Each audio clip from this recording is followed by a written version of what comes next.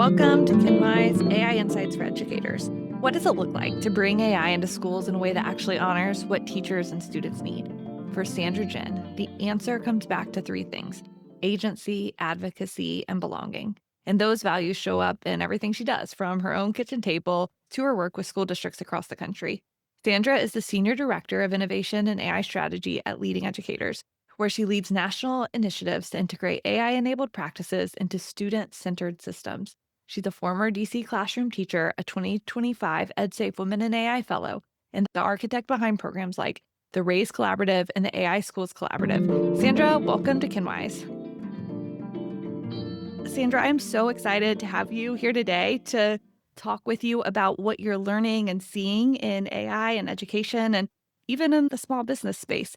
But to start, I just want to ask you to tell a little bit about your story and how you ended up working in AI and education. So, yeah, how did you end up here? Yeah, thanks for having me. So, I am the Senior Director of Innovation at Leading Educators. I was a teacher before. I would taught in Washington, D.C. for about 7 years. And then I've been at Leading Educators. It'll be 10 years in October.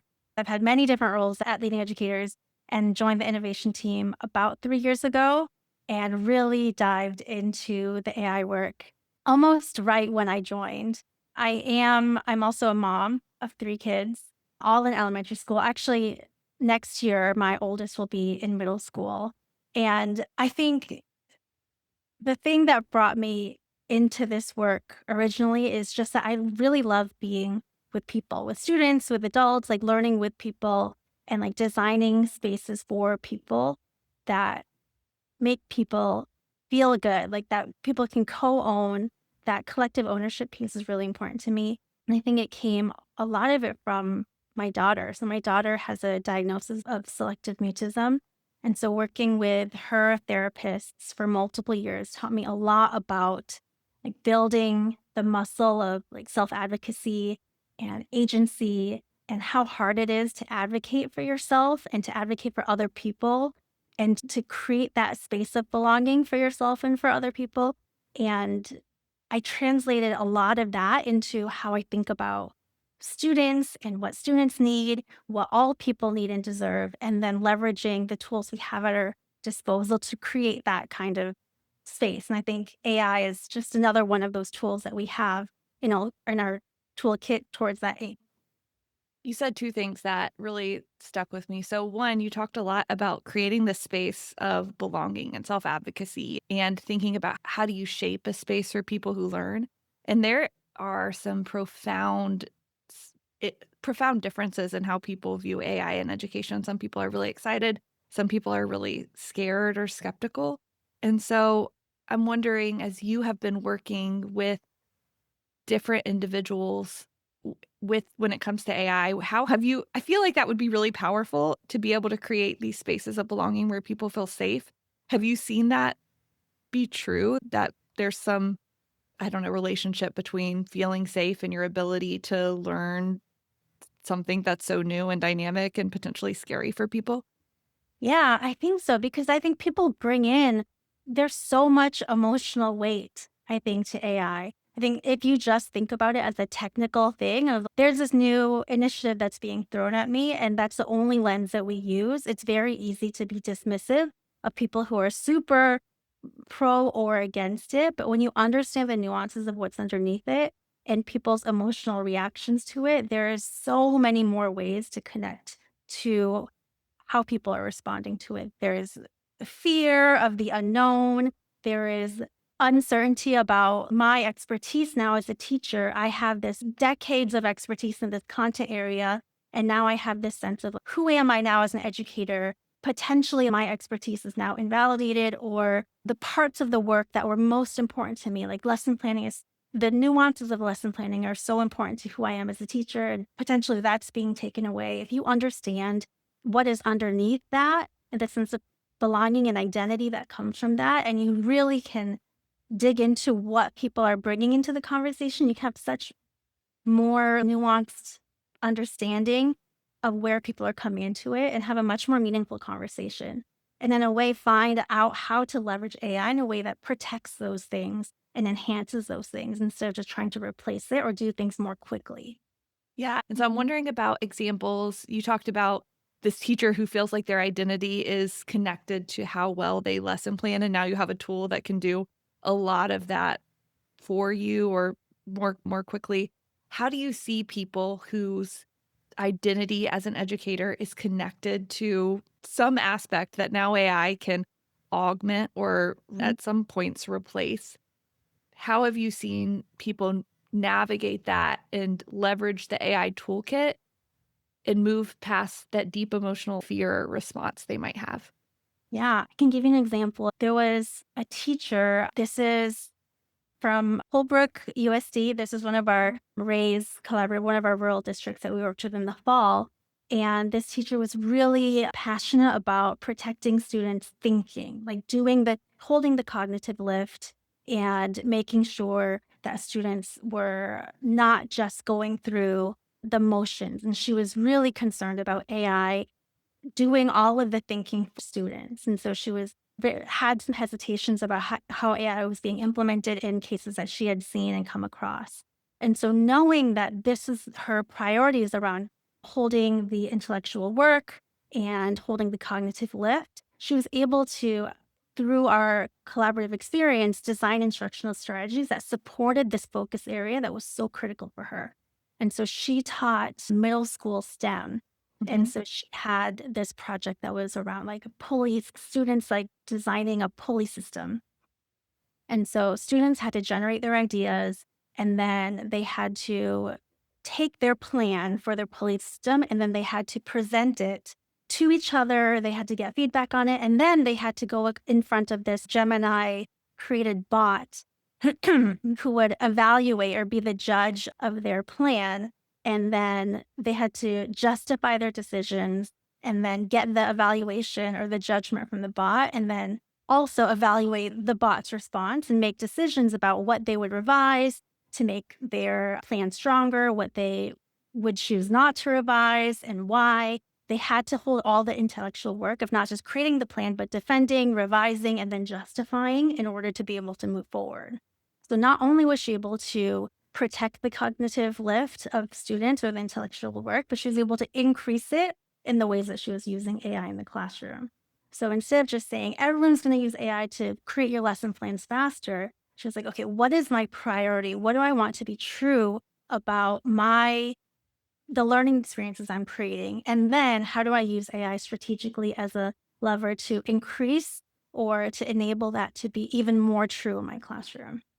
I love that because you're getting down past I think a lot about compliance versus just your own personal conviction or why you believe that you want to do something. And I think you may be in a situation where where a teacher may feel that they need to learn how to integrate AI and use it in some way, but being able to understand your deeper why and then approach your use case accordingly, I think can Yeah. be so transformative. Any tool I think can be just checking a checkbox or it can be something that really takes us to the next level.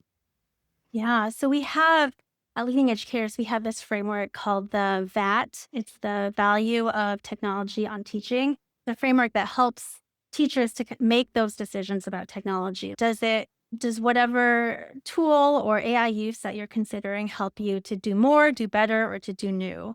So that you are either, is it helping you increase the efficiency? You really are just trying to do something quicker so that with that saved time, you can build relationships or reuse that time for something else? Or are you trying to do something better, like actually transform your instruction to be more effective in a specific way? Or are you trying to do new, like actually transform or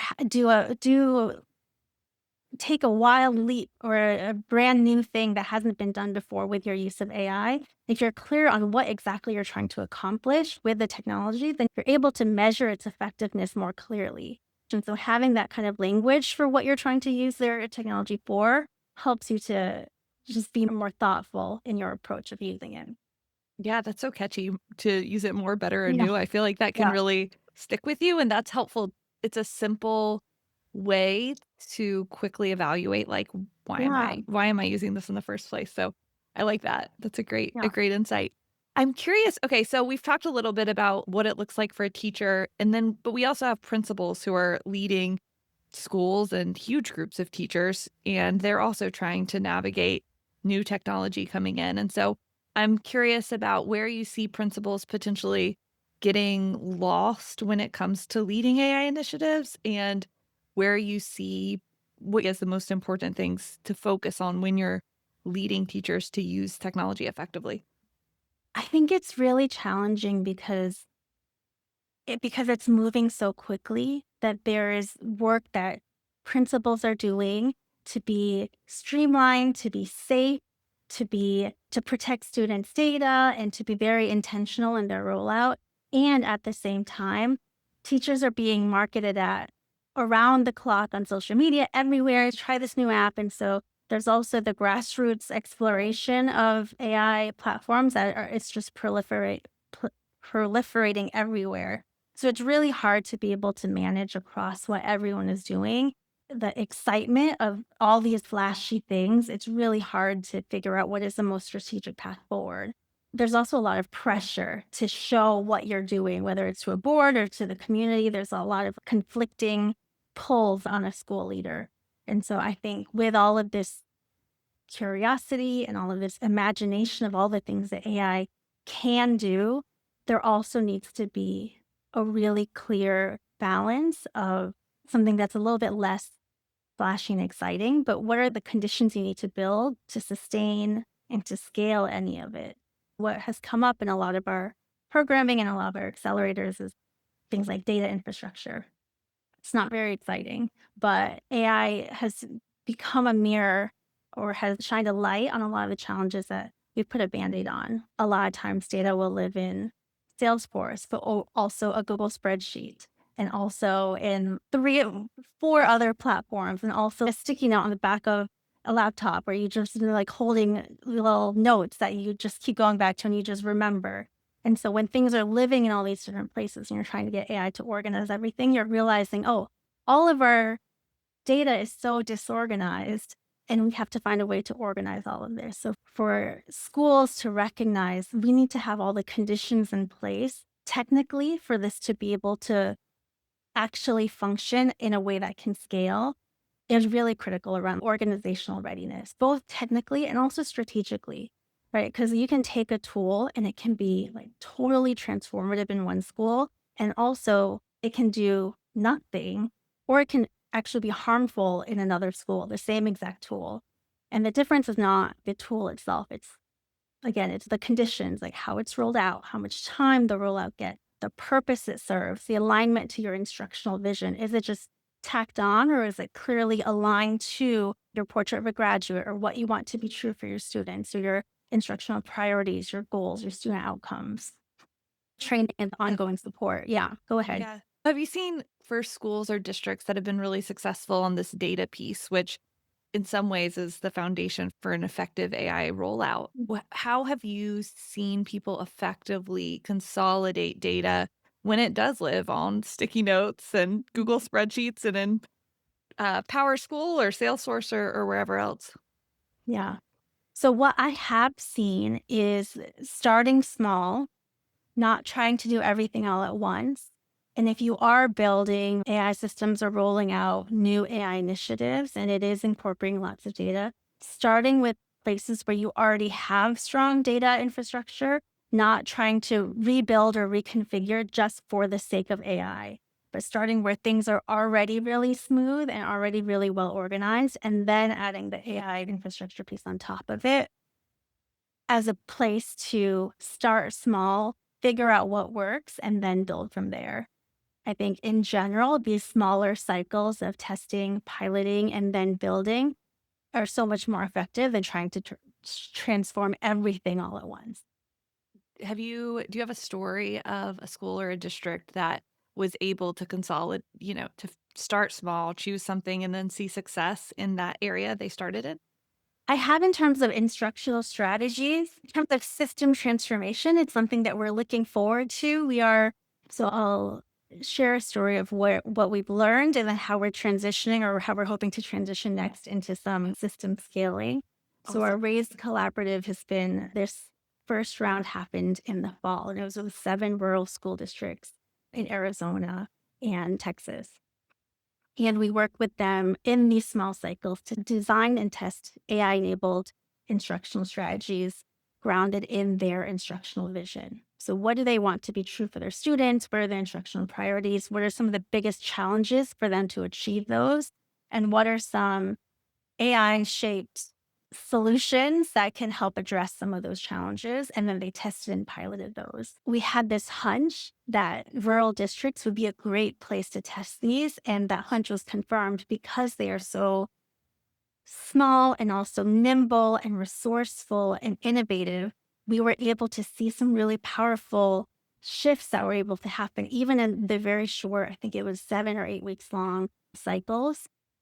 We were also able to see their plans for what they would do next. So one school was like, we are going to now move forward into piloting with all of our schools across the district based off of our initial pilot. And other schools like, we're going to start launching a mentoring program for all of our teachers based off of the work that we did here, like an AI champions mentoring program. And to see the iterations of whether you're able to scale based off of these smaller rounds was really incredible. And so what we want to do in our next round is extend from 8 weeks to 12 weeks in our next iteration of the Raise Collaborative and do it with not just 2 states or 2 regions, but do it with 6 regions, so 6 different locations. And then from there, select 10 of our districts to move forward into a scaling collaborative. So what does it look like? Not just to test one strategy and move it, and ideally you take it on to the next stage, but help them to think about what does it look like to take this one thing, but scale it across the district with our support. And then we can coach you throughout the process over the course of an entire year. And so we're hoping through that, we'll get a lot of the information around the things you're asking. What are these concrete enabling conditions that allows us for it to scale really effectively? And what are the supports that we can provide so that we can share some of this across the field? Because I really do believe that rural districts have the resourcefulness, the flexibility to be able to do so much so quickly that can really be a model for the rest of the field. Absolutely. It's funny. I think that intuition goes against what a lot of people assume. They think, oh, a large, well-resourced district is going to more effectively be able to complete this initiative. But so often in a rural school, your superintendent is someone that you can access easily. Yeah. You might not have as much bureaucracy. There's fewer schools so that you can scale across the district more quickly. And it's just incredible how sometimes the assumptions that even I've made about the resources Yeah. that a district have can be totally wrong. Yeah. And you can look somewhere Yeah. else and be able to move quickly and make change happen. Some of the challenges are definitely real around resources and sometimes the challenges around staffing constraints and even internet challenges, like Yeah. with AI enabled instruction when your Wi-Fi goes out for a whole day. So those challenges are real. And also there is so much less bureaucracy in our Raise Collaborative. Each school team was required to have the superintendent or assistant soup, school leaders and teachers on the team. And because they were directly shaping the priorities that they were selecting as a team, there was so much more investment in the work that was happening. A lot of times you'll see teachers in PDs around AI, they get really excited, and then it's an uphill battle to try to convince a school leader or convince someone at the district about the value or the impact of this. But because the district leader, the school leader, and the educators are having the same experience and they're all working towards the same goal, that buy-in struggle didn't exist and they could just move forward together. So there was just so much momentum that just wouldn't be possible in a larger district, but there's just so many more layers. It's really incredible what you can do in the right kind of environment, and it's a great place for to test and learn. Your team is doing a lot of really intentional thinking so that then you can lead and coach and support districts and apply that learning that you've been doing on your own alongside of them. Yeah, yeah, we've learned so much. And so I think that's my biggest thing too is with our rural districts, it's not so much about not having the space for innovation. It's more about not having the platform. And so one of my big priorities is how do we platform the things that are happening in these districts and be able to share them more broadly Mm. for people to be able to see and learn from. Do you see little sparks where in leading educators or other organizations where they're able to give rural districts more of a platform? I think so. Every time it's fine. We're even for conferences, we love having the chance to be able to spotlight our superintendents and our teachers. And I think even the ways that the collaborative brings districts together. I was just on a call with Richard Ramos, who's the superintendent from Miami USD, one of our districts from Arizona this morning. And he shared the AI summit that they're planning for this summer. And I was looking at the speaker list, and he had two or three speakers from other collaborative districts who are like participants from the collaborative. And so seeing the connections that are still going on across the collaborative too is also really exciting to me to see that the network is continuing on and that they're still maintaining those connections and that being able to leverage each other and spotlight each other too, even without leading educators having to be the ones, because I don't think we always need to be the ones. I want them to be able to leverage us however is helpful, but for them to be able to spotlight each other too is so amazing to see. Yeah, it's you're able to create a network through your collaborative programming that can continue on after it Yeah. ends so that these Yeah. across the country people are able to share what they're learning. And rural districts can be isolated by geography. And so being able Yeah. to bring people together where they can build relationships, I think is really powerful. Yeah, yes. I'm really excited to see it. And Yeah. then 10 districts can continue to work together and build those relationships over a course of a year. So that's a really cool way of naturally building a network while learning at the same time. It just continues this theme of like, how can we bring people together? How can we create these collective spaces for people to build on each other, learn from each other, and to move things forward in the ways that are the most meaningful for them or the most aligned to what they need. Yeah. Yeah. I feel like it's we've been like moving into this larger and larger macro picture of starting you told your story and then you're like and we're bringing these people together in bigger and bigger ways. But I kind of want to scale down too because at the very beginning when you were telling your story you mentioned that you have three children who are Mhm. school aged. And so Yeah. I'm wondering from your perspective as you're doing this work with districts on a systems level scale, but you're also a mom with kids in school and I know that I saw your post on LinkedIn where you talked about doing some PD at your daughter's school. Mhm. And so I'm just curious, like, what, as a parent, how do you see, like, how does that shape your perspective on AI in schools? And what do you hope for your children? Yeah. I signed up for career day. And part of it was really out of guilt because I had like, it was the end of the school year and I had dropped the ball on so many things, some of the permission slips and yearbook signups. There's just so much going on. And I was like, okay, I need to do at least one thing.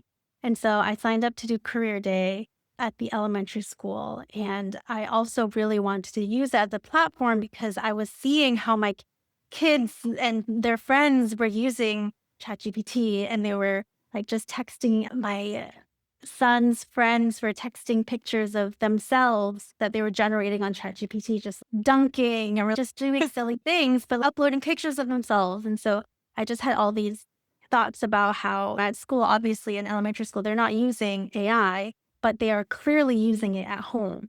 And so wanted to have a chance to be able to at least have some kind of conversation. What could it look like to have a conversation about AI use in an elementary school with kindergartners, with first graders, second grader, fifth graders? And so framed it around this one question of who am I becoming through how I use AI? And the main one was like some scenarios I gave them. Your math homework is confusing. So that's a scenario. And then, so how would you use AI? Do you have it break down a problem into steps and give you a hint? Or do you do the practice problems first and then have AI tell you which ones you missed and why? Or have it show you a similar problem and how it's solved first as an example? Or do you just have it tell you exactly what's on the test? Or with like a writing a paragraph about a book? Do you have it brainstorm with you? Do you get feedback on a draft, or do you ask for a model paragraph, or do you have it just write it for you? And I had them put stickers next to these scenarios for what they would pick. And each of these options match a pattern of Would you want AI to be a coach for you, or a checker, or a modeler, or a doer? And each one of these kind of informs that question of like, who are you becoming through how you use AI based on what kind of use you want? And you notice where you lean towards, but that isn't ultimately what you have to pick. You have a choice there. Maybe you lean towards wanting AI to do everything for you. That's a natural tendency because it's easier. But if you also are thinking, what do you want to do? What kind of learner do you want to be? What kind of person do you want to be? Then you can also change your tendency or make a different choice. What kind of AI support actually helps someone learn over time? And then what kind of learner do you want to become helps them to make a different choice or confirms the choice that they made. So having them think about that question. And I think even if we're talking about educators, I think it's the same question. It's not like, how do I grade faster? But it's what we talked about earlier. What kind of teacher do you want to become? Or what kind of teacher do you believe you want to be? Is it someone who preserves critical thinking or someone who deeply connects with students? What is the type of teacher you want to be? And how does AI support? And probably it's the same for a school leader or a district too. We have like portrait of a graduate, but underneath that, it's like, what is the portrait of the district that creates that portrait of a graduate? And what is the AI use that supports that portrait of a district or a system? Because every use of AI will either draw that portrait a little bit more clearly or pull you away from it. And so, I don't know, when I think about my student, when I think about my own children, when I think about myself, sometimes I just want AI to write the email for me too. And sometimes I just wanted to draft the proposal. And sometimes I choose that. And sometimes I'm making a conscious choice of actually, this is something I really need to think about. And here's my rationale for it. And so I think it's the intentional decisions and the choices that I want them to make rather than I'm just doing it without thoughtlessly. Are there things that you do at home with your kids to reinforce this sense of choice that and all the choice that they have with AI? Are there Yeah. things you do as a parent to reinforce that? I honestly, right now, I don't have them use AI that much, but I do try to reinforce that thinking that I think they can apply to AI with everything. Like the way that they fight with each other, or the way that they process their feelings, or the way that we like communicate or respond when they're feeling frustrated. I want them to be intentional in all the things that they do and all the choices that they make. Having that metacognitive lens, I think, will translate into everything that they do. And I do model for them as I'm doing my work. My youngest is in kindergarten, and so she thinks that my job is pressing buttons. So she doesn't truly understand. But for the older two, I am pretty transparent about the work that I do, and they see me whispering on my phone, and they're like, "She's talking to AI." And so they, and they're like, "Oh, she's using her AI voice," which is they hear me talk differently, enunciate differently when I'm whispering into my phone, and when I'm talking to ChatGPT, I try to enunciate more clearly, so they know the difference, and so. I try to explain some of these things and some of the choices I'm making too, so that when they are using it, they have some of that frame of reference already and they're not learning it as they're doing it. It's another layer of accountability for you as you're like trying to make sure that your own children in your home understand what the choices that you're making because you want them to make choices that preserve their own thinking and sense of autonomy even. I feel like if everyone's constantly just having AI do everything for them, you really do lose your sense of autonomy and choice. Yeah. And we don't want to be too quick to give that up. There's also points where very obvious things, like choices that we're making. I can look something up about my Shipu, and if I think my Shipu is eating too much and gaining too much weight and I'm worried about him, and I can talk to ChatGPT about it, or I could call my sister who has a dog and or had a dog and I could get advice. I'm making some choices, right? Am I gonna do something that could potentially really connect with another human being? Or for efficiency's sake, am I gonna quickly talk on my phone to ChatGPT? Those are all little choices that do over time have an impact. And we talk about those things around the dinner table. Not every night, but once in a while, we'll have those conversations and talk about the implications of those on our family, on relationships, and who we are as people and how we connect with people. It's cool to think about because I think, the things that happen sometimes and you like your role in your home and then your role, this larger role you're playing with schools and school districts, it's a mirror of each other. It's you're Mhm. doing this thinking about like, how do you intentionally use technology and talk about it with your kids? And how do you intentionally use technology and talk about it with a superintendent or Yeah. a teacher? And there's those conversations, the context can be vastly different, but the spirit of what is this technology? Who is this technology causing us to become? Is a question that's valid no matter what age you are or what your role is. I think it all comes down to what we originally talked about, our agency, advocacy, belonging. For me, it does. And so I think that's why it translates those different contexts so easily. Because for me, those grounding tenets are so critical, whether it's in schools, with district, with the superintendent, or with a kindergartner who lives in my house. Those tenets are so cross cutting. Yeah. Yeah. Okay. I have one last question, and it's what I ask everyone at the end of the show is when you think about AI, what is something that is giving you the most hope when you think about the future, and what sparks the most concern for you? I think where I see a lot of potential is that a lot of our work recently, my work has been around economic mobility, like workforce related. And so working with workforce development, like nonprofits, I've been able to see through them jobs transforming in real time in a way that is a little bit one step removed in schools, in K-12 schools anyway.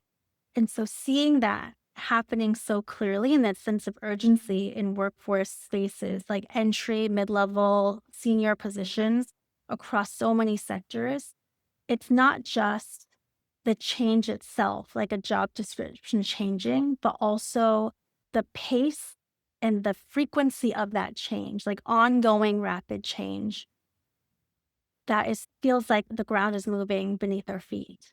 So it's not a matter of just we just need to update our standards to include AI literacy, or we just need to update the competencies or update our portrait of a graduate, because then we can just be like, okay, it's updated and we're done. It's the fact that this ongoing change means do we just update it again in 6 months? Do we just update it again in 12 months? If that's true, then the cycle never ends.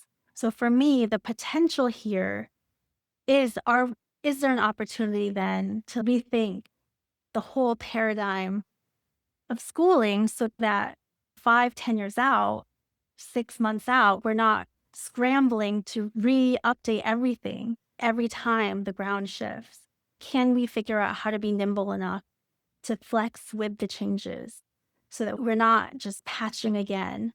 And if we're more flexible, we can continue to adapt, we can continue to readjust for whatever comes next so that students aren't graduating into a workforce that's already made their learning outdated by the time they've crossed the stage. Which right now, that's what it feels like this graduation round. So many people are leaving, graduating with this sense of disillusionment of this workforce I'm not prepared for with the major that I have. And so for me, I'm sitting with that both the excitement and the hope and the potential of it, but also the challenge and the unknown of what the heck that could look like. That question Sandra keeps coming back to, who are we becoming through how we use AI, is one I think every educator, every parent, every leader needs to sit with. Whether you're a kindergartner putting stickers on a worksheet or a superintendent designing your district's next initiative, the answer matters. If you want to learn more about Sandra's work, you can go to leadingeducators.org. And if this conversation sparked something for you, head over to kinwise.ai. There you'll find resources, past episodes, and tools to help you keep thinking through what it actually looks like to lead with AI in your school or district. And as always, stay curious, stay grounded, and stay Kinwise.